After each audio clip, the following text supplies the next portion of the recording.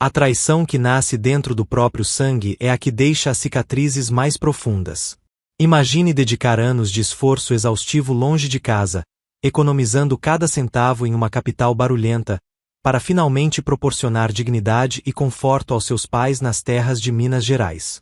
O sonho de uma vida, materializado em R$500 mil de investimento, transformado em pesadelo no momento em que os olhos de uma mãe perdem o brilho para dar lugar ao pavor, e um estranho começa a colocar preço nas suas memórias. Esta é uma jornada sobre ganância, desrespeito e a força necessária para proteger quem amamos de quem menos esperamos. Antes de começarmos essa história incrível, não se esqueça de curtir o vídeo, se inscrever no canal e contar pra gente nos comentários de onde você está ouvindo essa história. O cheiro de terra molhada e café fresco sempre foi minha definição de paz.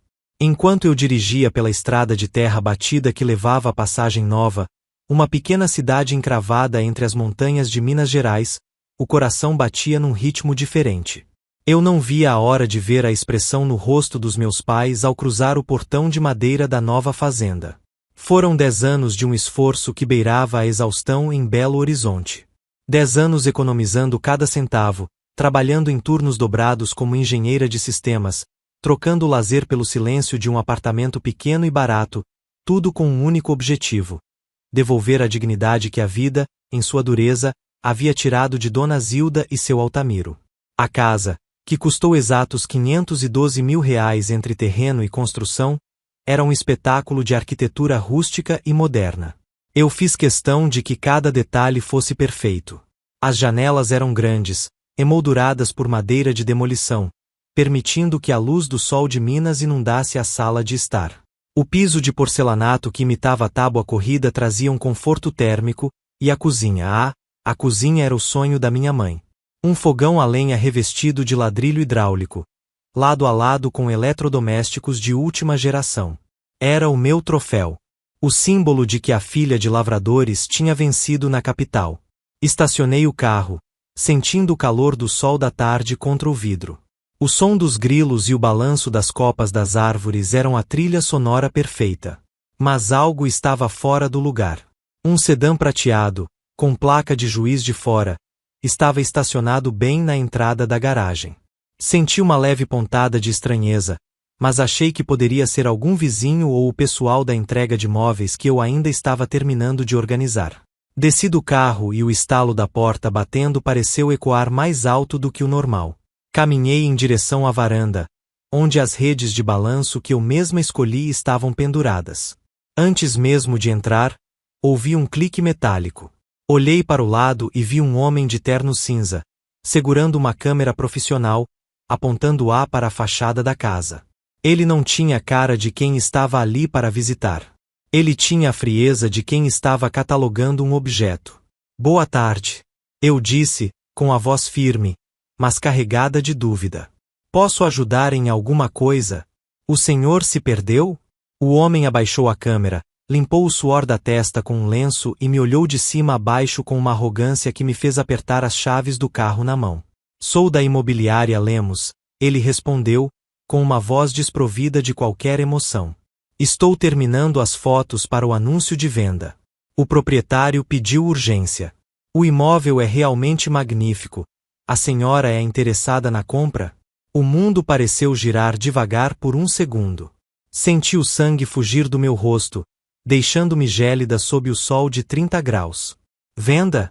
Que venda? Aquela casa era minha. O terreno estava no meu nome e no dos meus pais, como usufrutuários. Não fazia sentido. Deve haver um erro, respondi, tentando manter a calma, embora minhas mãos começassem a tremer levemente. Eu sou a proprietária. E esta casa não está à venda. O homem franziu a testa e puxou um tablet da pasta de couro. Aqui consta um pedido de avaliação e corretagem feito pelo Sr. Otávio. Ele nos enviou toda a documentação necessária e uma procuração. Estamos apenas cumprindo o contrato. Se a senhora tiver alguma dúvida, sugiro que resolva com ele. Agora, se me der licença, preciso registrar a área interna. Empurrei a porta da sala com uma força que eu não sabia que tinha. O som da madeira batendo contra o batedor de latão foi como um tiro de canhão. No centro da sala, Dona Zilda estava sentada em uma das poltronas de vime. Seus ombros estavam encolhidos e ela apertava um terço entre os dedos nodosos. Ela tremia. Não era um tremor de frio, era o tremor do medo absoluto, do desamparo de quem vê o chão se abrir. Mãe? O que está acontecendo aqui? Minha voz saiu quase como um sussurro, sufocada pela indignação. Ela levantou os olhos, marejados, e tentou falar, mas a voz falhou. No canto da sala, as caixas de mudança que eu tinha enviado na semana anterior estavam abertas, mas não pareciam estar sendo desfeitas com alegria. Pareciam ter sido reviradas. Clarice, minha filha. Ela finalmente conseguiu articular, com a voz embargada. O Otávio, ele disse que você tinha mudado de ideia. Ele disse que o dinheiro estava curto e que a gente ia ter que voltar para a casa antiga na cidade. Ele trouxe esse moço e disse que era para o nosso bem. Eu não conseguia acreditar no que estava ouvindo. Otávio, meu irmão mais velho. O mesmo Otávio que sempre foi o protegido, que nunca se firmou em emprego nenhum e que eu, por pena, tinha deixado ajudar nos trâmites burocráticos da compra do terreno para que ele se sentisse útil. Senti uma náusea profunda. A traição tinha um gosto amargo de bile. Olhei para o corretor, que já estava na cozinha, examinando a pia de granito São Gabriel como se fosse um pedaço de carne num açougue. O desrespeito era palpável. Minha mãe, a mulher que lavou roupa para fora para nos sustentar, estava sendo tratada como um estorvo em sua própria casa. Saia, eu disse para o homem, apontando para a porta. Senhora, eu tenho um contrato assinado pelo. Saia agora. Gritei, e o silêncio que se seguiu na casa foi absoluto. Eu sou a dona legal deste imóvel. Se você não sair em 30 segundos, eu ligo para a Polícia Militar de Passagem Nova e o senhor vai explicar essa procuração na delegacia. E leve sua câmera de lixo com você. O homem, percebendo que o clima tinha azedado além da conta, recolheu seus equipamentos rapidamente. Ele murmurou algo sobre problemas de família serem um tédio e saiu apressado. Ouvi o motor do sedã prateado arrancar, levantando poeira no pátio. Abracei minha mãe, sentindo o corpo dela tão frágil quanto um passarinho. O cheiro de lavanda que ela sempre usava estava misturado com o cheiro de mofo das caixas reviradas. Meu coração queimava. Não era apenas tristeza, era uma fúria fria, calculada, que começava a tomar forma na minha mente. Eu tinha investido cada gota de suor e cada sonho naquele lugar. Otávio achava que, por eu estar longe, poderia dispor da vida dos nossos pais e do meu esforço para pagar suas dívidas de jogo ou sustentar suas mentiras. Ele achava que eu era a irmãzinha bem-sucedida que perdoaria qualquer deslize em nome do sangue. Ele estava redondamente enganado. O sangue que corre nas minhas veias é o mesmo que o dele, mas o meu foi forjado no trabalho duro, e o dele, na malandragem. Enquanto eu acalmava Dona Zilda, meu celular começou a vibrar no bolso. Era uma mensagem de Otávio. Oi, maná. Soube que chegou. Não se assuste com o pessoal da imobiliária, é só um plano de contingência que eu fiz. Vamos conversar depois, sem drama. É pelo bem da família. Sem drama, ele disse. Senti um sorriso cínico brotar nos meus lábios enquanto eu olhava para o pomar que eu tinha acabado de plantar. Ele não tinha ideia do incêndio que tinha acabado de acender. A vingança, em Minas, é como um queijo bem curado. Precisa de tempo e da temperatura certa para ficar no ponto. E eu tinha todo o tempo do mundo. O silêncio que se instalou na sala depois que o corretor saiu era pesado, quase sólido. O sol de fim de tarde entrava pelas janelas amplas, desenhando listras de ouro no piso que eu tinha escolhido com tanto carinho, mas agora aquela luz parecia fria. Minha mãe, Dona Zilda, continuava encolhida na poltrona. O terço de madeira escura estalava entre seus dedos trêmulos, um som rítmico que me dava vontade de chorar e de gritar ao mesmo tempo. Eu me ajoelhei na frente dela, sentindo o cheiro de sabão de cocô e alfazema que sempre emanava de suas roupas, e segurei suas mãos pequenas e calejadas. Mãe, olha para mim, pedi, tentando manter a voz o mais doce possível, apesar da tempestade que rugia dentro do meu peito. O Otávio não tem poder nenhum sobre esta casa. Eu paguei cada tijolo, cada saco de cimento. Como ele convenceu vocês a deixarem aquele homem entrar aqui? Ela suspirou, um som arrastado que parecia carregar todo o cansaço dos seus 68 anos. Os olhos dela, tão parecidos com os meus, mas agora nublados pela confusão, evitaram os meus. Ele chegou aqui faz 3 dias, Clarice. Disse que as coisas na capital estavam difíceis para você. Falou que você tinha feito dívidas altas para construir essa mansão e que o banco ia tomar tudo se a gente não vendesse rápido para salvar o seu nome. Ele trouxe uns papéis. Disse que seu pai precisava assinar para desembaraçar o terreno. Você sabe como o Altamiro é, ele confia no filho homem. Ele assinou, Fia. Assinou achando que estava te salvando da cadeia. Senti um soco no estômago.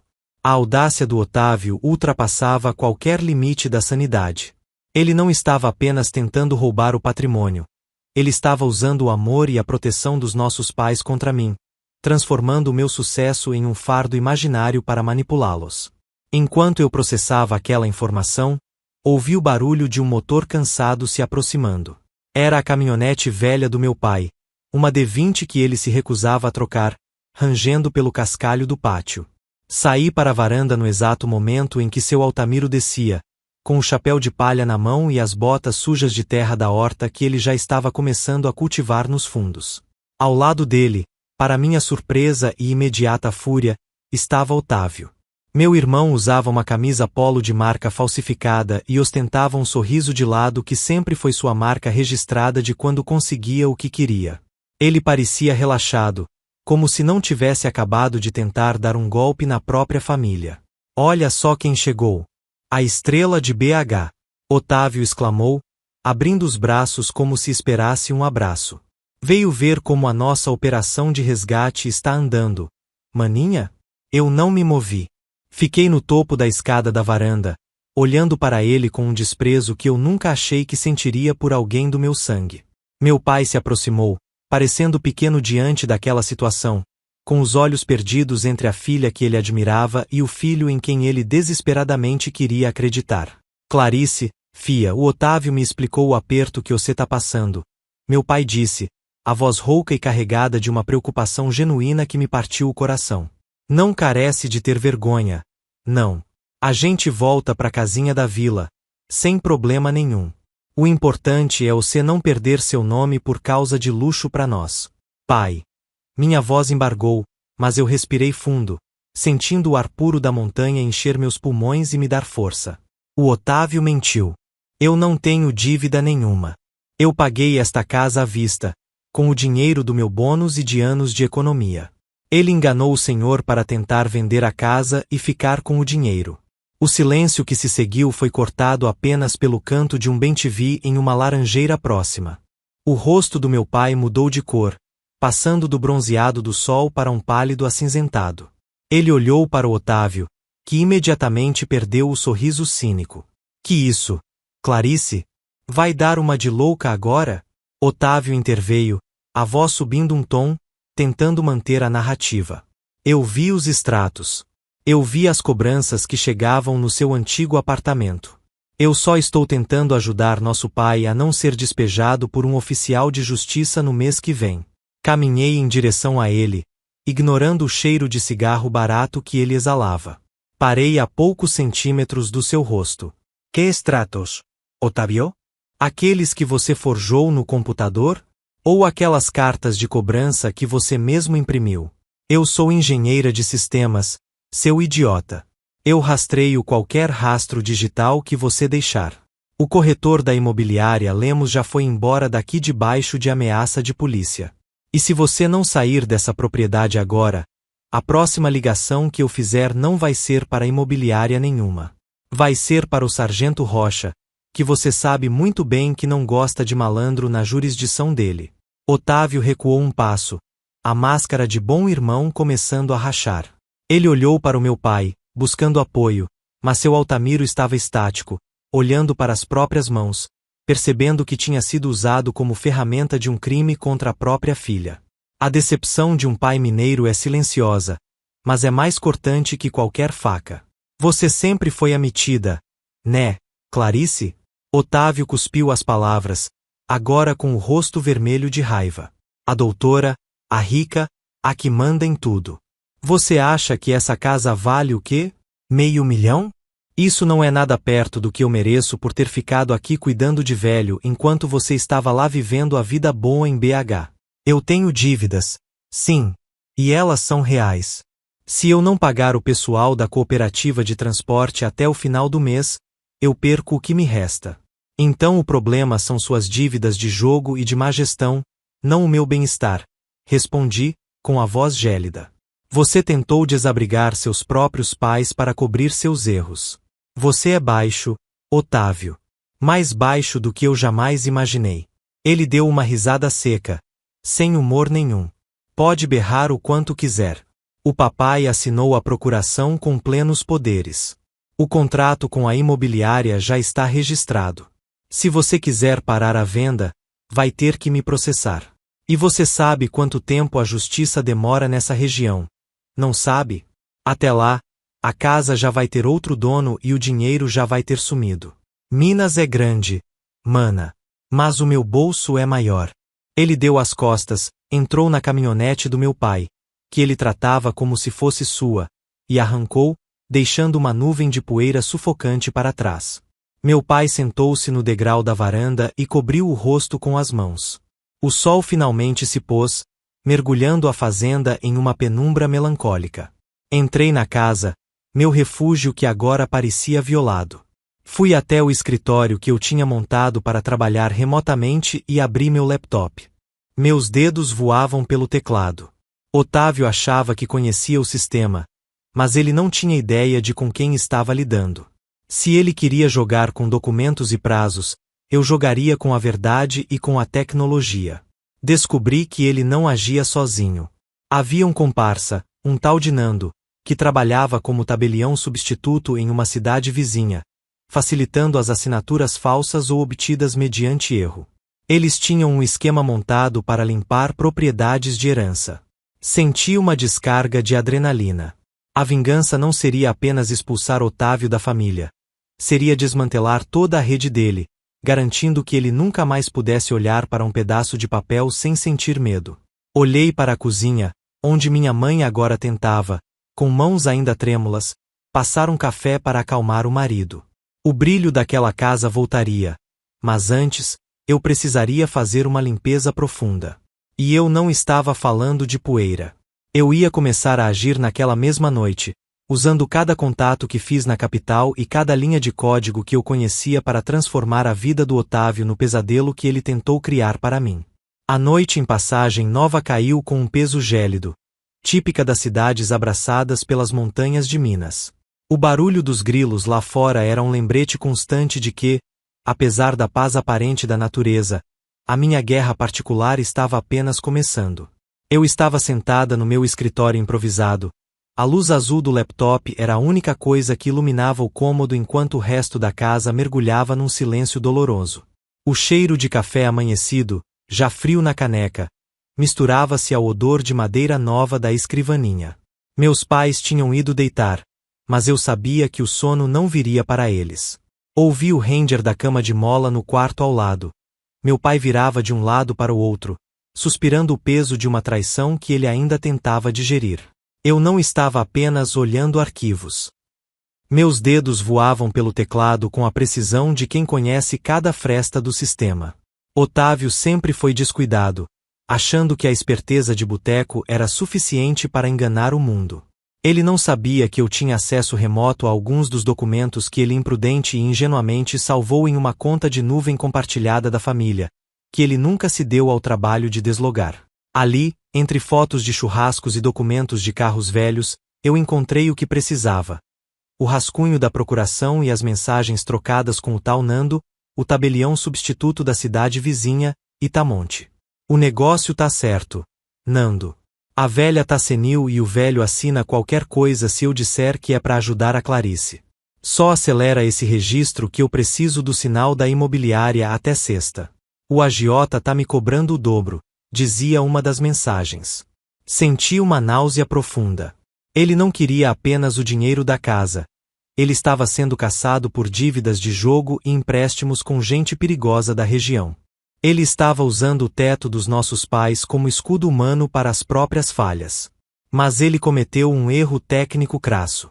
A procuração que ele usou para tentar vender o imóvel tinha uma cláusula de validade que dependia da minha assinatura como coproprietária do terreno original, algo que ele tentou maquiar com uma assinatura digital falsificada, usando um certificado expirado que eu mesma tinha descartado anos atrás. Às 5 da manhã, o frio era cortante, daqueles que fazem a fumaça sair da boca a cada respiração. Vesti um casaco pesado, calcei minhas botas de couro e saí sem acordar ninguém. O orvalho cobria o capô do carro, e o cheiro de terra molhada era a única coisa que me mantinha sã. Eu precisava chegar a Itamonte antes que o cartório abrisse. Eu não ia apenas desfazer o nó, eu ia cortar a corda. O cartório do segundo ofício de Itamonte era um prédio antigo, com paredes descascadas e um ventilador de teto que girava preguiçosamente, fazendo um nhenhé irritante. Quando as portas se abriram, eu fui a primeira. Nando, um homem de meia-idade com o cabelo ceboso e uma camisa social que implorava por um ferro de passar, me olhou com tédio por cima dos óculos de leitura. Pois não, senhora? Ele disse, com aquela voz anasalada de quem se sente intocável atrás de um balcão de madeira. Meu nome é Clarice. Sou a proprietária majoritária da fazenda Recanto das Minas. Vim falar sobre a procuração fraudulenta que o senhor registrou em nome de Otávio. Falei, colocando meu notebook sobre o balcão e virando a tela para ele. O rosto dele mudou instantaneamente. O tédio deu lugar a um suor frio que brotou em seu buço. Eu não mostrei apenas a lei. Mostrei os logs de acesso que provavam que o documento foi inserido no sistema fora do horário de expediente, usando as credenciais dele, e a prova da assinatura digital inválida. Escuta aqui, Nando, usei o apelido de propósito, vendo-o estremecer. Eu sou engenheira de sistemas. Eu sei exatamente o que você fez. Isso aqui não é só erro administrativo, é falsidade ideológica e estelionato. Eu tenho duas opções para o senhor. Ou o senhor anula todo e qualquer registro feito por Otávio nos últimos 30 dias e me entrega o original agora, ou a minha próxima parada é na corregedoria em Belo Horizonte. E eu garanto que o senhor perde essa licença antes do almoço. Ele tentou gaguejar uma desculpa, falando sobre boa-fé, mas eu apenas bati o dedo na tela, onde brilhava o print da mensagem dele pedindo aceleração em troca de comissão. O silêncio que se seguiu foi cortado apenas pelo som do carimbo batendo. Ele trabalhou rápido, com as mãos trêmulas, anulando cada papelada que Otávio tinha construído. Saí de lá com uma pasta de couro debaixo do braço e a alma um pouco menos pesada. Mas o trabalho não estava pronto. Eu precisava confrontar o rato no seu próprio esconderijo. Voltei para a Passagem Nova e fui direto para o Bar do Tião, o lugar onde Otávio passava as manhãs fingindo que trabalhava enquanto fechava negócios escusos. O cheiro de cachaça barata e fumo de corda impregnava o ambiente. Ele estava lá, sentado em uma mesa de plástico vermelha, rindo com dois homens que tinham cara de poucos amigos. Quando ele me viu entrar, o riso morreu. Eu não disse uma palavra. Caminhei até a mesa e joguei a pasta de documentos sobre as garrafas de cerveja, derrubando uma delas. O líquido espalhou-se pela mesa, molhando a camisa dele. O jogo acabou, Otávio, eu disse, minha voz saindo tão fria quanto o gelo do balcão. O Nando já confessou tudo. Os documentos da casa estão limpos e no meu nome. E tem mais, eu tomei a liberdade de ligar para o pessoal da cooperativa para quem você deve. Eu contei para eles que você não tem casa nenhuma para vender, que você estava tentando dar um golpe neles usando o nome de uma propriedade que não te pertence. O rosto de Otávio passou de vermelho para um tom cadavérico. Os dois homens ao lado dele se levantaram lentamente. Eles não eram corretores. Eram os cobradores de quem ele tanto fugia. Clarice, o que você fez? Ele balbuciou, a voz trêmula. Você me entregou para esses caras. Eu não entreguei ninguém. Eu apenas restabeleci a verdade. Você queria negociar o que não era seu? Agora negocie o que é seu. A sua própria pele. E se eu te vir a menos de 10 quilômetros da fazenda ou perto dos nossos pais, eu entrego a gravação da sua confissão para o sargento Rocha. Virei as costas e saí. Pelo retrovisor do carro, Vi os dois homens cercando Otávio no fundo do bar.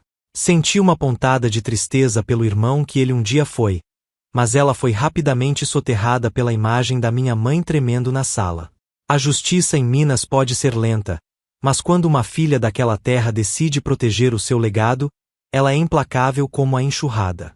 Cheguei em casa e encontrei meu pai na varanda.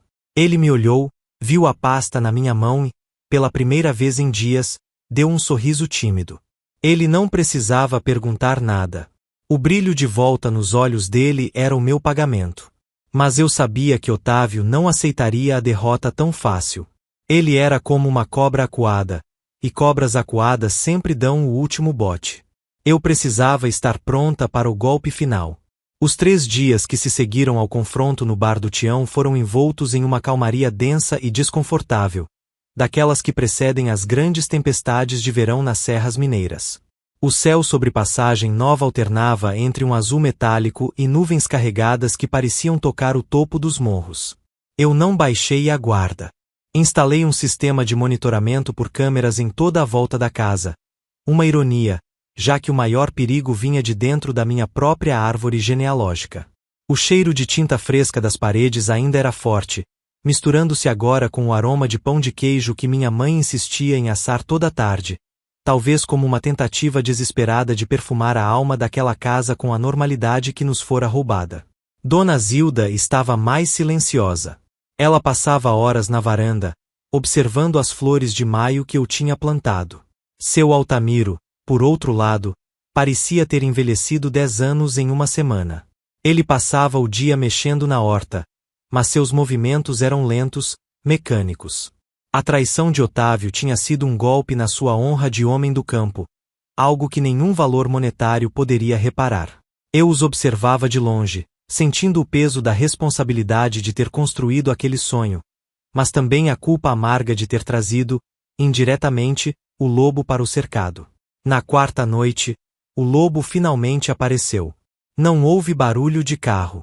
Houve apenas o latido persistente de Brutus, o vira-lata que tínhamos adotado, e um vulto atravessando o clarão de luz de um dos postes da entrada. Eu estava na sala, revisando alguns códigos no notebook, quando ouvi as batidas na porta. Não eram batidas de quem pede licença, eram batidas de quem exige o que acha que é seu. Abri a porta e me deparei com um Otávio que eu mal reconhecia. Ele estava com a barba por fazer, a mesma camisa suja de cerveja de 3 dias atrás e um olhar onde o desespero e a raiva travavam uma batalha feia. Ele fedia a medo e a suor azedo. Clarice, você tem que me ajudar, ele começou, sem qualquer preâmbulo ou pedido de desculpas. A voz dele estava rouca, vacilante. Aqueles caras, eles não estão brincando. Eles foram na minha casa em Juiz de Fora. Quebraram tudo. Se eu não entregar o sinal da venda dessa casa até amanhã, eles disseram que eu não passo desta semana. Ele tentou entrar, mas eu bloqueei a passagem. Minha mão segurava o batente da porta com tanta força que as articulações dos meus dedos estavam brancas. Você não tem mais casa para vender, Otávio. Eu já te disse isso. O que você quer que eu faça? Que eu te dê 500 mil reais para pagar sua incompetência e seu vício. Respondi, minha voz soando baixa e perigosa. É a minha vida, Clarice. Ele gritou, e vi minha mãe aparecer no corredor, cobrindo a boca com as mãos. O que é esse dinheiro para você? Você é rica. Você mora em BH, trabalha para multinacional. Isso aqui para você é tronco. Me dá uma parte, só 100 mil, e eu sumo. Juro por Deus que você nunca mais me vê. Você já jurou por Deus tantas vezes, Otávio, e olha onde estamos. Você não usou Deus, você usou o nosso pai. Você fez ele assinar um papel para te roubar. Você fez a nossa mãe tremer de medo dentro de um presente que eu dei para ela. Onde estava a sua preocupação com a vida quando você planejou nos deixar sem nada? Ele deu um passo à frente, tentando me intimidar com o tamanho, mas eu não recuei. Eu tinha o registro das câmeras, eu tinha o contato do sargento Rocha no Discagem Rápida, e eu tinha algo que ele nunca teria: a consciência limpa. Se você não me der o dinheiro, eu conto pro pessoal da cidade que você construiu isso aqui com dinheiro desviado da sua empresa. Ele sibilou, uma tentativa patética de chantagem. Eu invento uma história, Clarice. Eu acabo com a sua reputação aqui. Ninguém vai querer olhar na sua cara. Eu dei um sorriso triste. A decadência moral dele era completa. Sabe o que é engraçado, Otávio? Eu já esperava por isso. Por isso, hoje à tarde, eu estive na delegacia. Registrei um boletim de ocorrência por extorsão e fraude documental, apresentando todas as mensagens que você me mandou e o depoimento do Nando do cartório. O sargento Rocha está só esperando um motivo para te levar. E sobre os seus credores, eu também informei a eles, por intermédio de um advogado, que qualquer tentativa de cobrança contra mim ou meus pais seria tratada como crime organizado. Eles não são bobos. Eles sabem que você é um cavalo morto. Eles já pararam de te procurar porque sabem que você não tem nada. O seu medo é só a sua própria sombra te cobrando. Otávio empalideceu. Ele olhou por cima do meu ombro e viu o pai. Seu Altamiro estava parado atrás de mim, com os olhos marejados, mas a expressão endurecida como o cerne de uma aroeira. Sai daqui, meu filho, disse meu pai, com uma voz que não carregava ódio, apenas uma exaustão infinita. Você não é mais bem-vindo nessa terra. A gente te amou, te deu tudo, mas você escolheu o caminho da sombra. Vai embora antes que eu mesmo chame a polícia. Aquele foi o golpe final.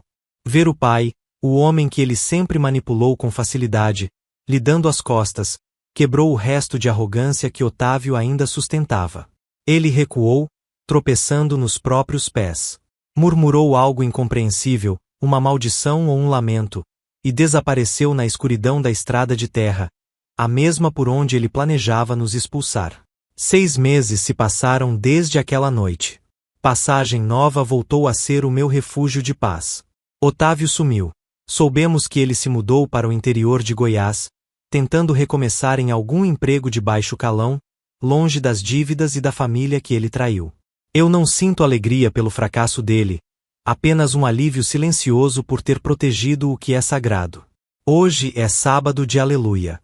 O sol está se pondo atrás do pico do papagaio, pintando o céu de tons de violeta e laranja que nenhuma câmera conseguiria captar com fidelidade.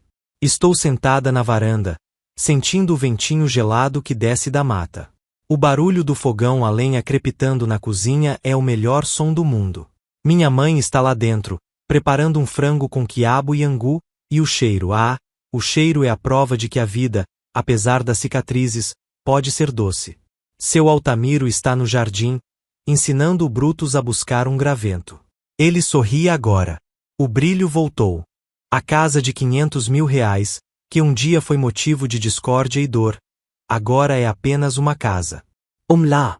As paredes não são mais feitas apenas de tijolo e argamassa, mas de uma justiça que foi conquistada com coragem. Levanto-me e vou até a cozinha. Minha mãe me olha e sorri, passando o avental nas mãos. O café tá no bule, fia.